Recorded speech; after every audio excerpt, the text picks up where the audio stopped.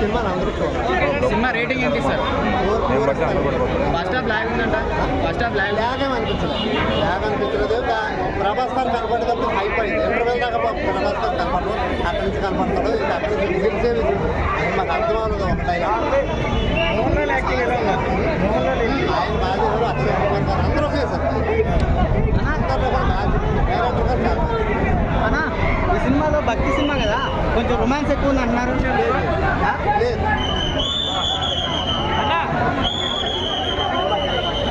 ప్రభాస్ గారు ఉన్న సేపు ఎలా అనిపించింది? ప్రభాస్ గారు ఉన్న చోపు కూడా అభిమానమైపోయింది సినిమా. ఆయన మీద ఆడుతుందా సినిమా? ఇది ఆయన పేరు మీద ఆడుతుందా సినిమా? అందరూ చేశారు. విష్ణు గారికి గిట్టుబడిందా? విష్ణు గారికి గిట్టుబడినట్టేనా? విష్ణు గారు చేసిన సినిమాలు అన్నింటిలో ఇందులో బెస్ట్ పర్ఫార్మెన్స్ ఇచ్చారు. ఓకేనా? అలాగే మనకి విజువల్ పరంగా చూసుకున్నట్టయితే సినిమా బాగానే ఉంది. ఈ ట్రోల్స్ చేసావు చూసావా, వాళ్ళని వచ్చి మాట్లాడమనండి. ఇక్కడ ఆ ట్రోల్ చేసిన ఒక్కొక్కరిని వచ్చి ఇప్పుడు మాట్లాడమనండి, తెలుస్తుంది. సినిమా చూసాక మాట్లాడండి. ఖాళీ మైండ్తో వచ్చి చూసి ఈ సినిమా చూసిన తర్వాత మాట్లాడండి. ఒక్కొక్కడు ఇప్పుడు ట్రోల్ చేసిన వాళ్ళు ఎవరైతే ఉన్నారో వాళ్ళన్నీ మూసుకుని వెళ్ళిపోతారు.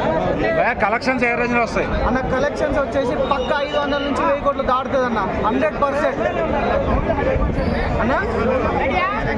ఫస్ట్ సినిమాలో వచ్చేసి ఫస్ట్ దయ్యం, తర్వాత దేవుడు, 100%.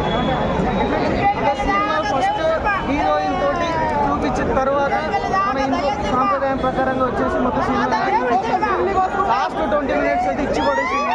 ఎమోషనల్ అంటే ఇచ్చి పడేసిండు. ప్రభాస్ అన్న ఎంట్రీ అన్న పీక్స్ అన్న చెప్పలేము. గూస్ బంప్స్ అన్న, ఇంకా పొడుస్తాయి అంతే అన్న. ఫ్యామిలీ అంటే ఒక రోల్స్ అనమాట. ఏదో చేసేద్దాం, ఏదోలో తొక్కేద్దాం. సినిమా ఇండస్ట్రీ ఆయన 300 కోట్లు పెట్టాడు, 250 కోట్లు పెట్టాడు, మొత్తం రానివ్వకుండా చేసేద్దాం అనేది ఈ ఒక్క మాట. నేను చెప్పే మాట కొంతమంది ట్రోల్స్ రూపంలో చూపిస్తున్నారు అనమాట. వాళ్ళందరికీ చెప్పే సమాధానం ఏంటంటే, వాళ్ళందరూ కూడా సినిమాను చూడకుండా అందులో తప్పులు వెతకడానికి చాలా మంది వస్తారు. ఆ తప్పులు వెతకడానికి తప్పులు పట్టుకుని కూడా చాలా మంది వస్తారు. నేను ఇప్పుడు చెప్తున్నా, సినిమా సెకండ్ హాఫ్ స్టార్ట్ అయ్యే 40 నిమిషాలు మీరందరూ ఏదైతే మైండ్లో పెట్టుకుని వస్తారో మర్చిపోయి ఇంటికి వెళ్ళిపోతారనమాట. సినిమా విషయానికి వస్తే చాలా బ్రహ్మాండంగా ఉందండి.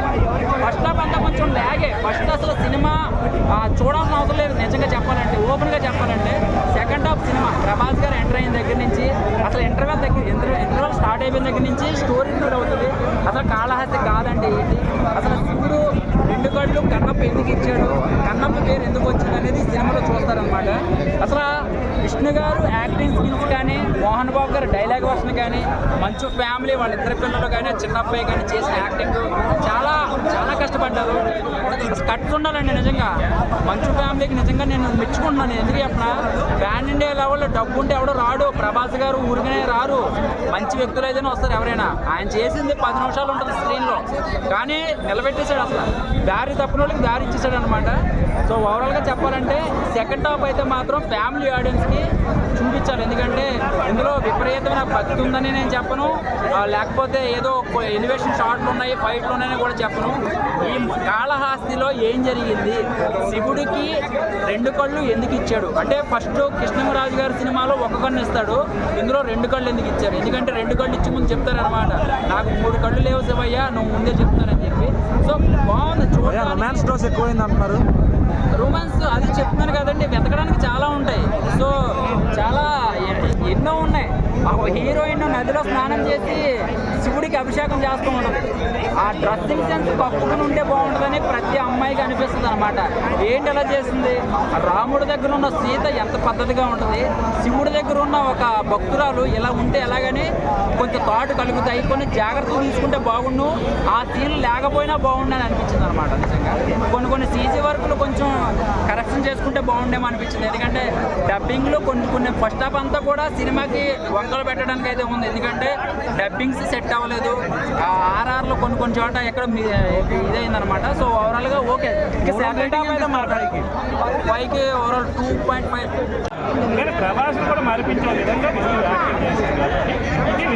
ఇదే RRR అప్పుడు కూడా అప్పుడు కూడా రామ్ చరణ్ ఏముండదు, ఎన్టీఆర్ అనుకుంటుంది, తేలిపోతారంటే థియేటర్లోకి వెళ్ళేటప్పటికి ఏమైంది మనకు అర్థమైంది కదా. సో ఇది కూడా అలాగే అలాగే విష్ణు చాలా బాగా చేశాడు. దీన్ని కూడా ట్రోల్ చేస్తే అలా ట్రోల్ ఏది అందులో ముగ్గురు సివిల్లే. కలెక్షన్స్ ఎంత రావచ్చు?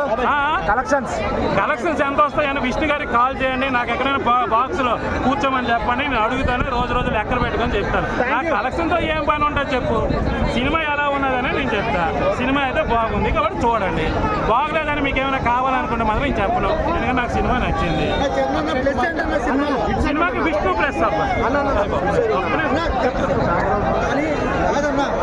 కానీ సినిమా సీరియల్ మాత్రం ఉందని కొంతమంది అంటున్నారు, వాళ్ళకి ఏం చెప్తాం? సీరియల్స్ చూడటం మానేమని చెప్తాను. లాగ్ ఉందంటారు 3 hours. వాళ్ళకి చచ్చిపోమని చెప్పు, 100 సంవత్సరాలు బతకొద్దు అని చెప్పు. ఇంకా సో ప్రభాస్ హై ఎలా ఇచ్చాడన్నా? ప్రభాస్ క్యారెక్టర్ ఎంట్రీ నుంచి బాగుంది. అయితే నీకు కూడా చెప్తాను, ప్రభాస్ మాత్రమే యాక్టింగ్ బాగా చేస్తుంటే విష్ణు తేలిపోయాడు. నేను విష్ణు అతని క్యారెక్టర్ చాలా 100% న్యాయం చేశాడు కాబట్టి అందరూ ఈ సినిమాకి ప్లస్ అయ్యారు. ఎక్కువగా విష్ణు క్యారెక్టర్, విష్ణు యాక్టింగ్ చాలా ప్లస్. ఎక్కడ కూడా చాలా బాగా చేశాడు. ఎలా ఉంది బ్రో కన్నప్ప?